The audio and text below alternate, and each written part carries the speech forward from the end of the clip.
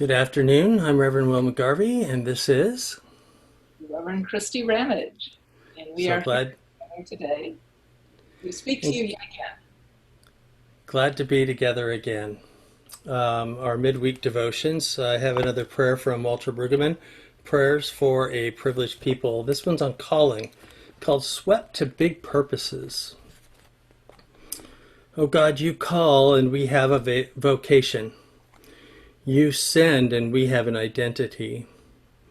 You accompany us and we are swept to big purposes. Chosen race, royal priesthood, your own people receiving mercy. But we in our restlessness do not want to be so peculiar. We would rather be like others, eager for their wealth, their wisdom, their power, eager to be like them, comfortable, beautiful, young, free. We yearn to be like the others, and you make us odd and peculiar and different. Grant that we may find joy in our baptism, freedom in our obedience, delight in our vocation, the same joy, freedom, and delight that so marked our Lord, whom we follow in oddness. Oddness. Love it. So great. Peculiar. Peculiar. So we're both called to be odd and peculiar and strange and inspired. um, that's so great. And I'm going to read now from the passage in Luke where Jesus is called Hmm. and how he understands his calling, which complements, I think, what you just read, that we are called to this peculiar, odd place to be in life. And Revolutionary, even.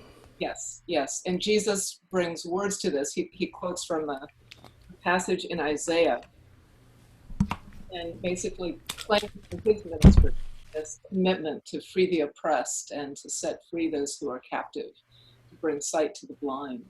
And so his ministry is really based in this place of resisting oppression and calling us to be, as his followers, those who continue the struggle.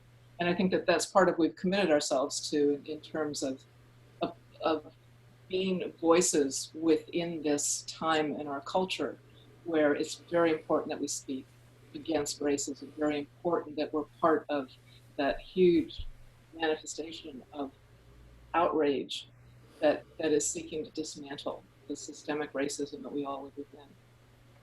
So this is Jesus' call, how he understands his calling. So again, this is from Luke 4, beginning with the 16th verse, and I'm just going to read through the 19th. Then Jesus went to Nazareth, where he'd been brought up, and on the Sabbath he went as usual to the synagogue. He stood up to read the scriptures and was handed the book from the prophet Isaiah. He unrolled the scroll and found the place where it is written, "The Spirit of the Lord is upon me, because he has chosen me to bring good news to the poor. He has sent me to proclaim liberty to the captives and recovery of sight to the blind, to set free the oppressed, and announce that the time has come when the Lord will save God's people." So just to repeat those key verses, God has sent me to proclaim liberty to the captives, recovery of sight to the blind, to set free the oppressed, and announce that the time has come when God will save God's people.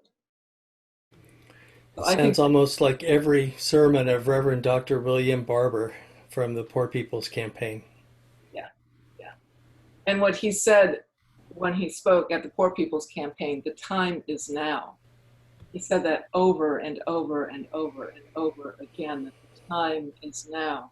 And he also spoke about the Kairos moment. And I think in the prayer that you read too, that there are these moments of being called to a larger change.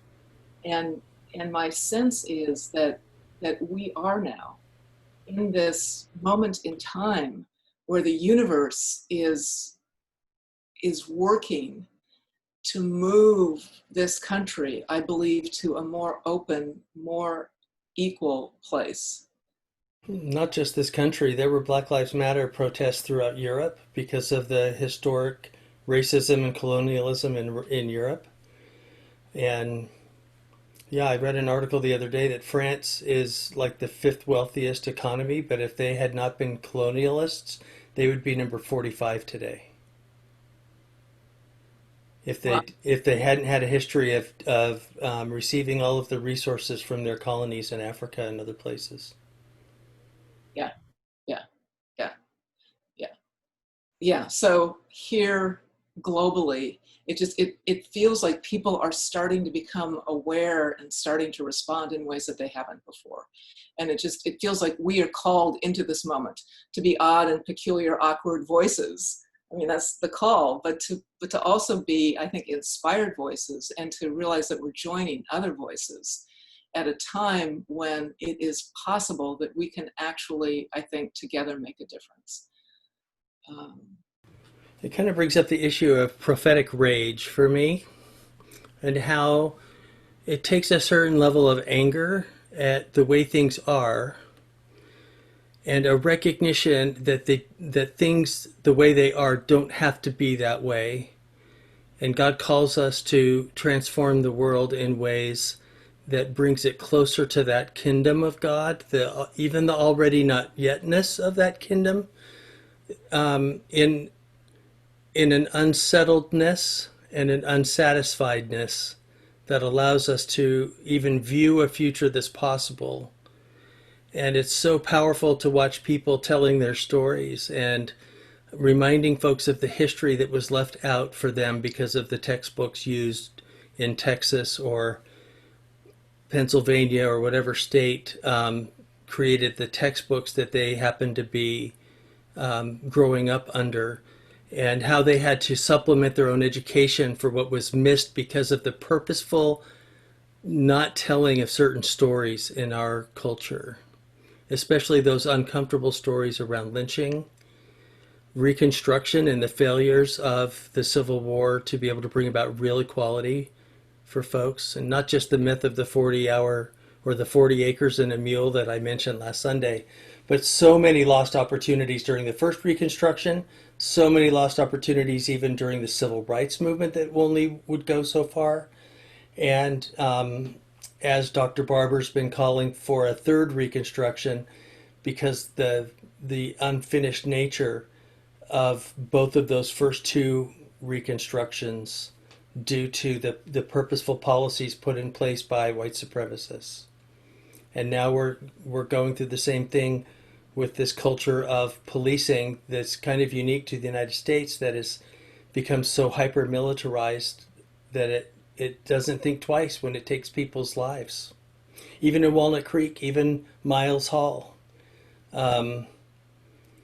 In conversations with some of the leaders, there were about 20 clergy that met with the mayor and city manager and one of the assistant police chiefs, and asking about what has happened since the shooting of Miles Hall on June 2nd, 2019, and wondering if any of those policies have changed that led to the arrest of Joseph Malat, another young African American man in Walnut Creek who was hit with rubber bullets, bit by police dogs, and he's being charged with deadly assault against a police officer because he threw a tear gas canister back towards the police who threw it at him.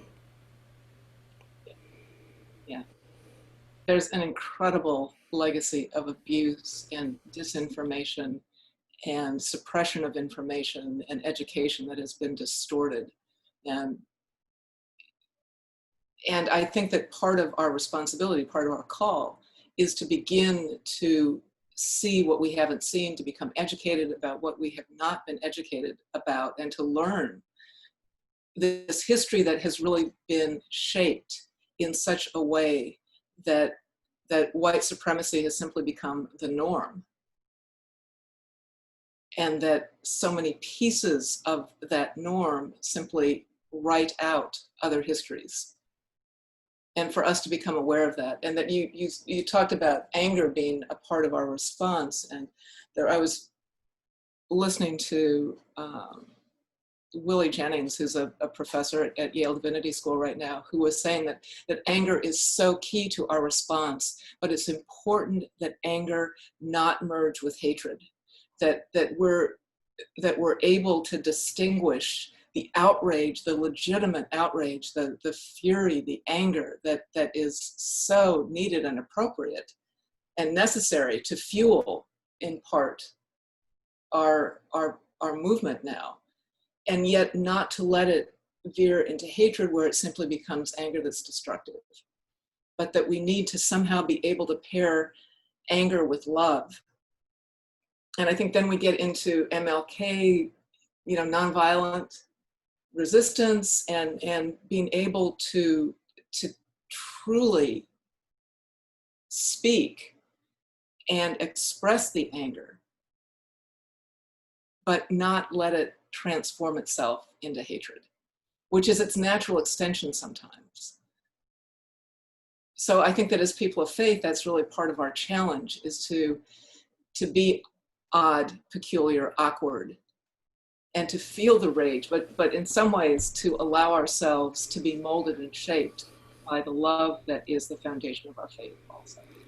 And one of the things that I'm reminded of right now on my trip to the civil rights pilgrimage we did to Birmingham, Alabama last September. It reminds me of one of those things that we often forget about the civil rights movement, is how much preparation it took for the Rosa Parks and the other folks that were willing to do the actions at the lunch counters, or to be willing to be accosted by the dogs or hit with the water hoses. And there's all of this statuary art inside the main park where a lot of these actions happened, kitty corner to the Baptist church where the bombings occurred. And we don't remember how much preparation it took for folks to do Kingian nonviolence. Exactly. Yeah. And we haven't prepared our own folks to be able to do that and to practice people spitting in your face or yelling in your face. Some of the very things that we saw from police officers when it was white protesters protesting the shelter in place, as folks were kind of rebelling against the shelter in place and the lack of, I think part of the protest was the lack of real economic help for folks to be able to make it through this time when they were losing their jobs and losing their income, and some people being forced to work during the height of the COVID-19 crisis, and others just being forgotten about and not receiving their $1,200 check. And how are they to survive this time?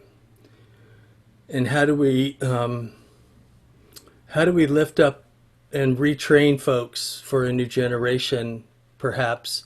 Because there's going to be resistance, and we can see that there's this pendulum swinging towards justice. And I think I even wrote this in a Facebook post that we're not going to settle for 10% this time. Just 10% of our asks is not enough. We need real systemic change.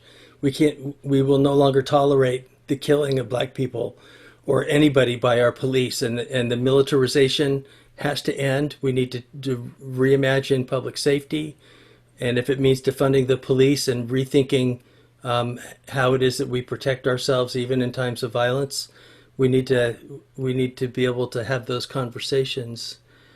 But I think part of that might be we need to at least be willing to do some training on nonviolent civil disobedience to be able to be a part of that level of transformation that we're being called to. Yeah. And I think that the challenge of that is that the anger coexists with the love and the temptation to hate. And it's navigating that space, because the anger is legitimate. The anger is real. The anger is in response to oppression and injustice. It's Jesus throwing over the tables at the temple. I mean, it's an anger that he felt, a legitimate anger when there is injustice. And that the call to respond, I mean, again, going back to Luke, to proclaim liberty to the captives, to set free the oppressed. I mean, you have to be outraged in order to be motivated to free the oppressed. You have to feel that gut-wrenching injustice in your body, and then that motivates the response.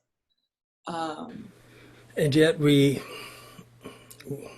as we tried to do that and called for the people, nonviolent offenders, to be let out of jails, which are becoming and have become COVID-19 petri dishes, are the powers that be in our country have not opened these jails up. They've not sent family members that have been separated from their children, awaiting immigration detention times, to be able to be with family for sheltering in place either. So our system of warehousing black and brown bodies is so ingrained in this culture that to break the stranglehold of a now an industry, for-profit prisons that has found new life under the Trump administration after they were done away with on a federal level by Obama,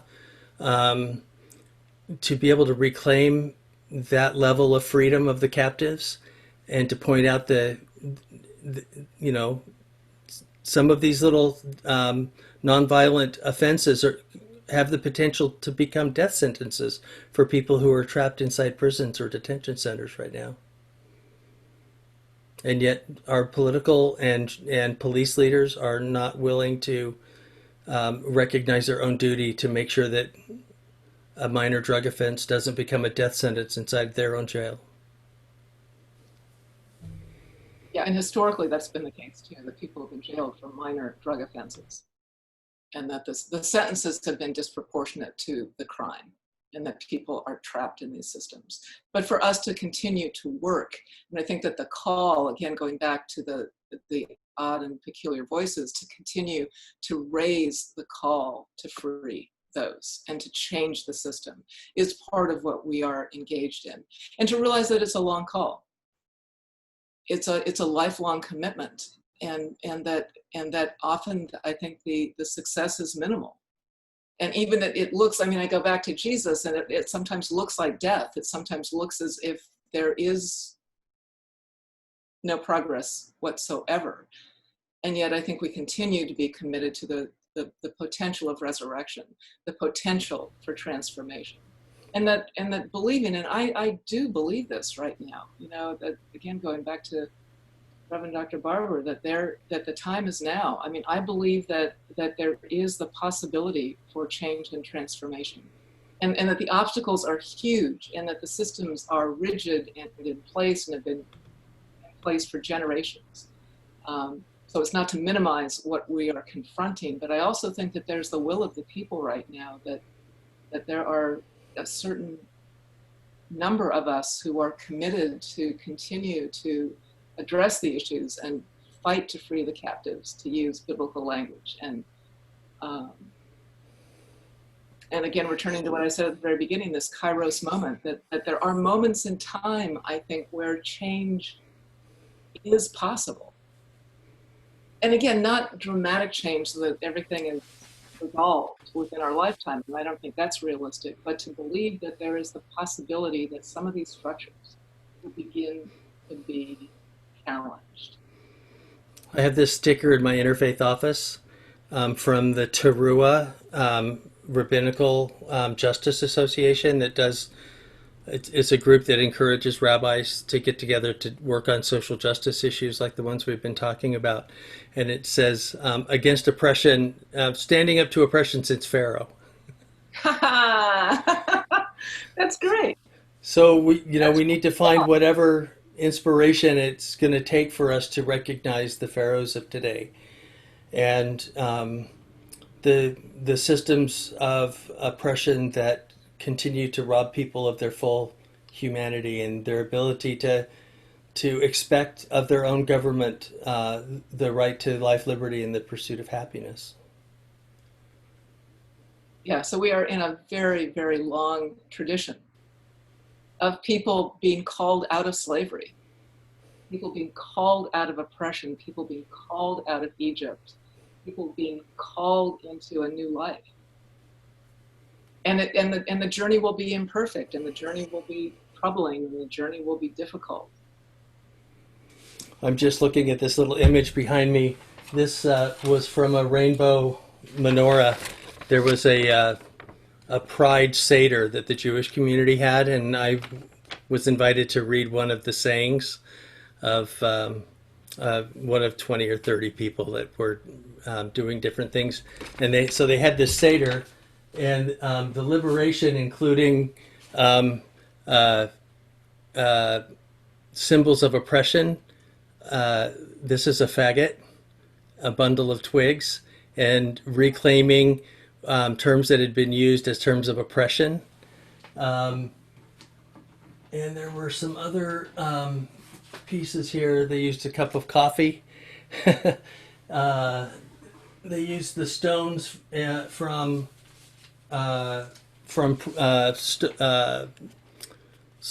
the beginning of Pride as a riot in New York, and of course challah and feathers, and they had different things that they would have put on their queer Pride Seder plate rather than a Passover Seder plate. That's so great. But that's an example. We have to find new ways to find our freedom and reclaim our full humanity, whether it's people of color or queer folk. We need ritual to be able to empower us for the future.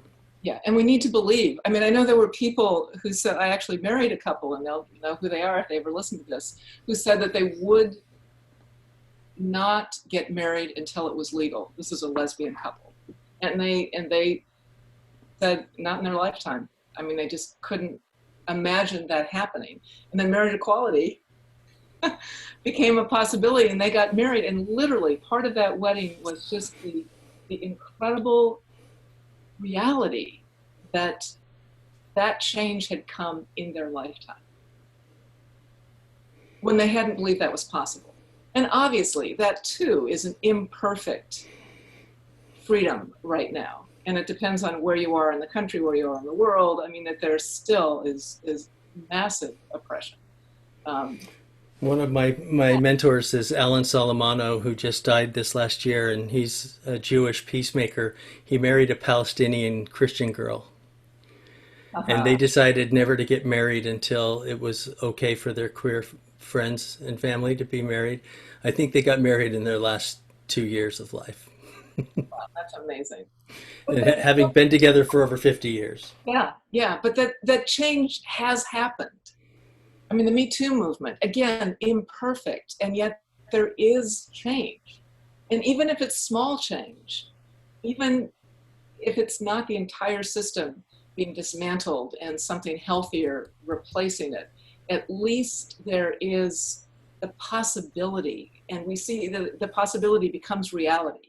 Again, even in these imperfect ways, but that it feels like the Spirit continues to move into places where there has been oppression, and there are glimpses of freedom. There are glimpses of this kind of expansion of human awareness, expansion of the human heart to include more people, to move beyond prejudice, to begin to open to this wider circle. So even though there's much to be pessimistic about, I think also if we're committed to the work, there's also the possibility of transformation. And then sometimes you get surprised with decisions like we had recently, upholding the full equality and right to be able to work without discrimination, whether you're gay or lesbian or trans, which was illegal in 28 states. If you were gay or lesbian, you could be fired for being gay and lesbian. Or in 38 states, you could be fired for being a trans or intersex person. Yeah, which is unthinkable. And the fact that... And that Neil Gorsuch wrote the decision. Who would have thought? Who would have thought? So there are surprises. And some people rise to the occasion when we assume they would not. And we're surprised at the beauty of the decision. Yeah. And the decision on DACA. So sometimes there are these moments of liberation that come even in the midst of it. because of the hard work and the shoulders that we stand on. Yes. And for us to see those and celebrate those and know that those too are part of the journey, that there are these moments to celebrate. And there's still work to be done, huge work to be done. Huge cloud of witnesses, we stand on big shoulders. Yes. So let's continue to do our work and continue to be God's people, living it out whenever and however we can, even in every meeting we have with someone throughout our week. Amen. Have a great week. See you Sunday. You too. Okay. Bye-bye.